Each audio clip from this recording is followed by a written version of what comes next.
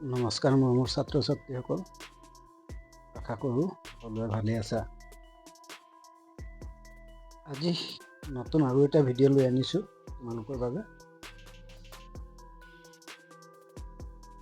এই ভিডিঅ'টোৰ বিষয় হৈছে চতুৰ্থ শ্ৰেণীৰ স্পন্দন কিতাপৰ অধ্যায় 1 আমাৰ চৌপাশ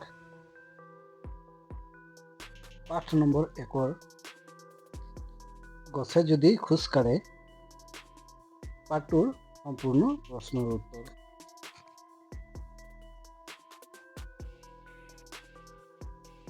এইখিনিতে কওঁ, তোমালোকে যেতিয়া ভিডিঅ'বিলাক চাই থাকিবা সেই সময়ত নিশ্চয় কিতাপটো ল'বা, ঠিক আছে? তেনেহ'লে দেৰি নকৰি আমি ভিডিঅ'টো লৈ আহোঁ। পাঠটোৰ নাম হৈছে গছে যদি খোজ কাঢ়ে। ক্ৰিয়াকলাপ হৈছে পাঠভিত্তিক। তেনেহ'লে তোমালোকে কিতাপটো লৈ ল'বা দেই, নহ'লে বুজি নাপাবা। 1 নম্বৰত লিখা আছে, তলত দিয়া উক্তিবোৰ শুদ্ধ নে অশুদ্ধ কোৱা। শুদ্ধ উক্তিবোৰৰ কাষৰ বাকচত ৰাইট চিন দিয়া আৰু অশুদ্ধ উক্তিবোৰৰ কাষত বাকচত কটা চিন দিয়া। গছে যদি খোজ কাঢ়ে তেন্তে ক আখৰটোত কি লিখা আছে?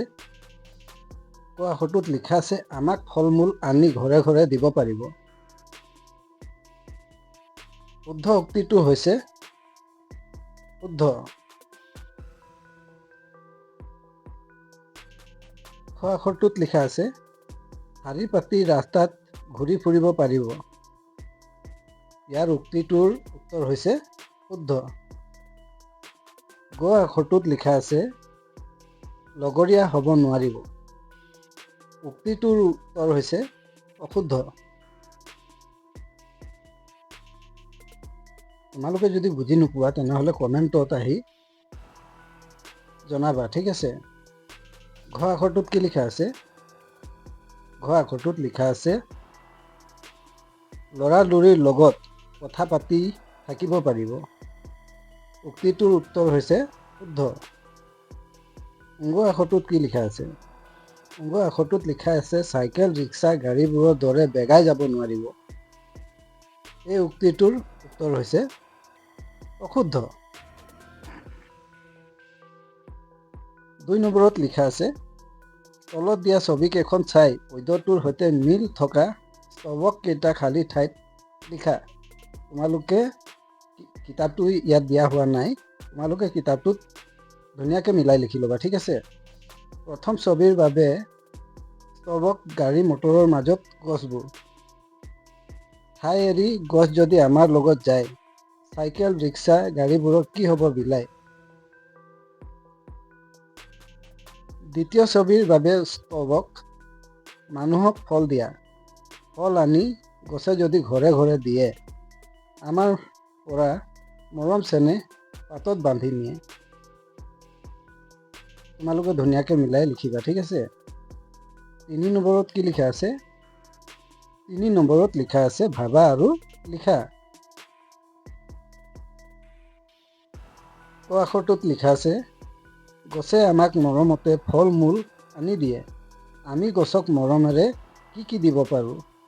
ইয়াৰ উত্তৰ হৈছে আমি গছক মৰমেৰে গুৰিত পানী দিব পাৰোঁ, প্ৰয়োজন অনুসৰি সাৰ দিব পাৰোঁ আৰু গছবোৰ অযথা কাটি পেলোৱাৰ পৰা ৰক্ষা কৰিব পাৰোঁ। তোমালোকে বুজি পাইছা নহয়? খ আখৰটোত কি লিখা আছে? খ আখৰটোত লিখা আছে চাইকেল ৰিক্সা গাড়ীবোৰ যদি নাথাকিলেহেঁতেন আৰু গছ গছনিবোৰে যদি খোজ কাঢ়িব পাৰিলেহেঁতেন, তেতিয়া আমাৰ কি কি সুবিধা বা অসুবিধা হ'লহেঁতেন? উত্তৰটো লিখি দিছোঁ। সুবিধাটো হৈছে গাড়ী মটৰ নথকাৰ বাবে পৰিৱেশ প্ৰদূষণ একেবাৰে নহ'লহেঁতেন আৰু খোজকাঢ়ি যোৱা গছে আমাক য'তে ত'তে ছাঁ আৰু ফল মূল দিলেহেঁতেন। এতিয়া আহিছোঁ আমি অসুবিধাটো কি হ'লহেঁতেন? অসুবিধা হৈছে গাড়ী মটৰ নথকাৰ বাবে আমি এঠাইৰ পৰা আন ঠাইলৈ কম সময়তে যাব নোৱাৰিলোহেঁতেন আৰু ৰাস্তাত গছবোৰ খোজকাঢ়ি ফুৰিলে বহুত ভিৰ হ'লহেঁতেন। তোমালোকে সুবিধা আৰু অসুবিধাটো বুজি পালা নহয়? গ আখৰটোত কি লিখা আছে? গ আখৰটোত লিখা আছে কি কি গছক তোমালোকে লগৰীয়া কৰিবা আৰু কিয় কৰিবা? ইয়াৰ উত্তৰ হৈছে আমি আম, কঁঠাল, আপেল আদি গছক লগৰীয়া কৰিম কাৰণ এইবোৰ গছে আমাক খাবলৈ সুস্বাদু ফল দিয়ে। তোমালোকে ধুনীয়াকৈ মিলাই মিলাই লিখি গৈ থাকিবা, ঠিক আছে? এতিয়া আহিছোঁ 4 নম্বৰটোলৈ। 4 নম্বৰত লিখা আছে তলত দিয়া শব্দবোৰেৰে একোটাকৈ বাক্য লিখা। আমাক কি কৈছে? শব্দবোৰেৰে একোটাকৈ বাক্য লিখিবলৈ কৈছে। মজা। গছবোৰে খোজ কাঢ়িব পাৰিলে সঁচাকৈয়ে বৰ মজা হ'ব। মৰম চেনেহ। গছে আমাৰ পৰা অকণমান মৰম চেনেহ বিচাৰে। বান্ধি। আইতাই তামোলখিনি গামোচাত বান্ধি থৈছে। লাগি। ল'ৰা ছোৱালীবোৰে খোজ কঢ়া গছবোৰলৈ লাগি চাই আছে। বুজি পাইছা নহয়? এতিয়া আহোঁ 5 নম্বৰটোলৈ। 5 নম্বৰত কি লিখা আছে? 5 নম্বৰত লিখা আছে তলত দিয়া ছবি দুখন চাই কাষৰ স্তৱক দুটা পূৰ্ণ কৰা। হাবি এৰি বাঘ যদি বজাৰলৈ যায়, মানুহবোৰে ভয়তে ইফালে সিফালে পলায়। বান্দৰবোৰে ভাত ৰান্ধি উদৰ পূৰাই খালে, গছৰ ডালত বহি বহি পেক পেকাই গালে। এইটো তোমালোকে ধুনীয়াকৈ কিতাপৰ পৰা লিখি ল'বা, ঠিক আছে? 6 নম্বৰত কি লিখা আছে? 6 নম্বৰ কত লিখা আছে তলত দিয়া ধৰণা চিত্ৰখন সম্পূৰ্ণ কৰা। গছৰ পৰা আমি কি কি পাওঁ?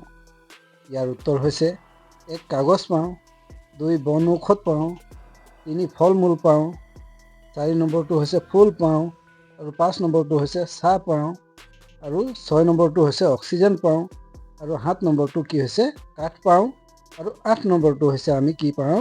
খৰি পাওঁ। তোমালোকে ভালকৈ লিখি ল'বা দেই। খ আখৰটোত কি লিখা আছে? খ আখৰটোত লিখা আছে গছে আমাক কিদৰে সহায় কৰে এই সম্পৰ্কে ওপৰৰ ধাৰণা চিত্ৰখনৰ সহায়ত এটা দফা লিখা। ইয়াত লিখি দিছোঁ, তোমালোকে লিখি ল'বা। উত্তৰ হৈছে গছ আমাৰ পৰম বন্ধু। গছৰ পৰা আমি কাগজ আৰু বিভিন্ন বেমাৰৰ বাবে বনৌষধ পাওঁ। ইয়াৰ উপৰি গছে আমাক সুস্বাদু ফল মূল, ধুনীয়া ফুল আৰু জিৰণি ল'বলৈ ছাঁ দিয়ে। মানুহ আৰু সকলো প্ৰাণীয়ে উশাহত লোৱা বিশুদ্ধ অক্সিজেন গেছো আমি গছ গছনিৰ পৰাই পাওঁ। 7 নম্বৰত দিছে কি? 7 নম্বৰত দিছে আমাক ভাষা অধ্যয়ন। খ আখৰটোত কি কৈছে? খ আখৰটোত লিখা আছে দলত আলোচনা কৰি কোৱা আৰু লিখা। এইটো আমি এটা এটা দলত আলোচনা কৰি লিখিব লাগিব আৰু ক'ব লাগিব। 1 আখৰীয়া 3টা শব্দ ই, ঔ আৰু কি? সি। 3 আখৰীয়া 3টা শব্দ হৈছে বগলী, গৰম আৰু কলম, আৰু যুক্তাক্ষৰ নথকা 3টা শব্দ গছ, কলম আৰু গৰম, আৰু যুক্তাক্ষৰ থকা 3টা শব্দ হৈছে ৰিক্সা, স্তৱক আৰু বান্ধি। গ আখৰটোত লিখা আছে খেলি মেলিকৈ থকা আখৰবোৰ লগ লগাই অৰ্থপূৰ্ণ শব্দ সাজি লিখা। ইয়াত খেলি মেলিকৈ লিখা আছে, তোমালোকে ধুনীয়াকৈ মিলাই লিখিবা, ঠিক আছে? ইয়াত কি লিখা আছে? লভ। লভটো আমি উল্টা লিখি দিলে কি হ'ব? ফল হ'ব। আৰু ৰঙদা, এইটো ৰঙদা শব্দটো আমি মিলাই লিখি দিলে কি হ'ব? উল্টা পুল্টাকৈ লিখা আছেতো, এতিয়া আমি তাক শুধৰাই লিখি দিলে ৰঙদা শব্দটো হ'ব ডাঙৰ, আৰু চেহনে শব্দটো হ'ব চেনেহ, ৰাগিয়াল শব্দটো হ'ব লগৰীয়া, ইছালকে শব্দটো হ'ব চাইকেল, ঠিক আছে? এতিয়া আমি আহোঁ 8 নম্বৰটোলৈ। 8 নম্বৰত কি লিখা আছে? খ মধ্যান্ধ থকা এই তিনিটা শব্দ লিখা। উত্তৰ হৈছে অন্ধ, কান্ধ আৰু সুগন্ধ।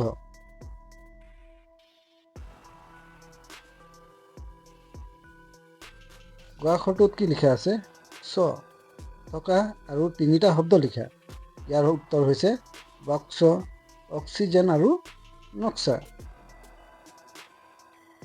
9 নম্বৰটো তোমালোকে ধুনীয়াকৈ কিতাপৰ পৰা মিলাই লিখি ল'বা, ঠিক আছে?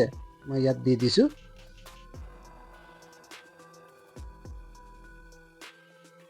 10 নম্বৰটোত কি লিখা আছে? 10 নম্বৰটোত লিখা আছে লগৰীয়া শব্দটো তোমালোকে পাঠ্যটোত পাইছা। লগ আৰু অৰিয়া, লগ লাগি কি হৈছে? লগৰীয়া। শব্দটো গঠন হৈছে এইদৰে। একেদৰে তলত দিয়া শব্দবোৰ গঠন কৰি লিখা। যেনেকুৱা লগ যোগ অৰিয়া সমান কি হ'ল? লগৰীয়া। আৰু বন যোগ অৰিয়া সমান হ'ব কি? বনৰীয়া। নাও যোগ অৰিয়া সমান হ'ব নাৱৰীয়া। ভাও যোগ অৰিয়া সমান ভাৱৰীয়া। তোমালোকে ধুনীয়াকৈ লিখি ল'লে হ'ল। 11 নম্বৰটোত কি লিখা আছে? 11 নম্বৰ খত লিখা আছে ছবিখন চাই তোমাৰ মনলৈ কি ভাৱ আহিছে কোৱা। ওপৰৰ বেনাৰখন থকা কথাখিনিৰ উপৰি আন কি কি কাৰণত গছ পুলি ৰুব লাগে বুলি তুমি ভাবা? কোৱা আৰু লিখা। তোমালোকে কিতাপখন চাই ল'বা আৰু ধুনীয়াকৈ মিলাই ল'বা, ঠিক আছে? ইয়াৰ উত্তৰ হৈছে গছৰ পৰা আমি আমাৰ দৈনন্দিন জীৱনত ব্যৱহাৰ হোৱা বিভিন্ন সামগ্ৰী যেনে কাঠ, খৰি, কাগজ আদি পাওঁ। গছে আমাক চৌপাশৰ পৰিৱেশ ধুনীয়া কৰি ৰাখে। সেয়ে আমি গছ পুলি ৰুব লাগে। গ আখৰটোত লিখা আছে গছ পুলি এটা ৰোৱাৰ পাছত পুলিটো ডাঙৰ হ'বলৈ তুমি কেনেকৈ যতন ল'বা? কোৱা আৰু লিখা। ইয়াৰ উত্তৰ হৈছে গছ পুলি এটা ৰোৱাৰ পাছত আমি বা মই তাৰ গুৰিত নিয়মীয়াকৈ পানী দিম। গৰু ছাগলীয়ে যাতে পুলিটো খাব নোৱাৰে তাৰ বাবে চাৰিওফালে বাঁহৰ বেৰ দিম আৰু মাজে মাজে গুৰিৰ মাটিখিনি খুচৰি সাৰ দিম। এতিয়া আহোঁ 12 নম্বৰটোলৈ। 12 নম্বৰত কি লিখা আছে? 12 নম্বৰত লিখা আছে ধৰা হওক তোমালোকৰ চৌহদত থকা এজোপা গছৰ লগত তুমি কথা পাতিব বিচাৰিছা। গছজোপাক সুধিবৰ বাবে তুমি 5টা প্ৰশ্ন লিখি উলিওৱা। ইয়াৰ উত্তৰ হৈছে যেনেকৈ আমি গছৰ লগত কথা পাতিলে আমি কি কি কথা পাতিম? 1 নম্বৰটো হৈছে তোমাৰ নাম কি? আৰু 2 নম্বৰটো হ'ল তুমি কিমান দিনৰ পৰা আমাৰ চোতালত আছা? 3 নম্বৰটো হ'ল তোমাৰ ডালত কি কি চৰাই বাহ সাজিছে? আৰু 4 নম্বৰটো হ'ল বতাহ বা ধুমুহা আহিলে তোমাৰ ভয় লাগে নেকি? আৰু 5 নম্বৰটো হ'ল আমাৰ দৰে তোমাৰো খোজ কাঢ়িবলৈ মন যায় নেকি?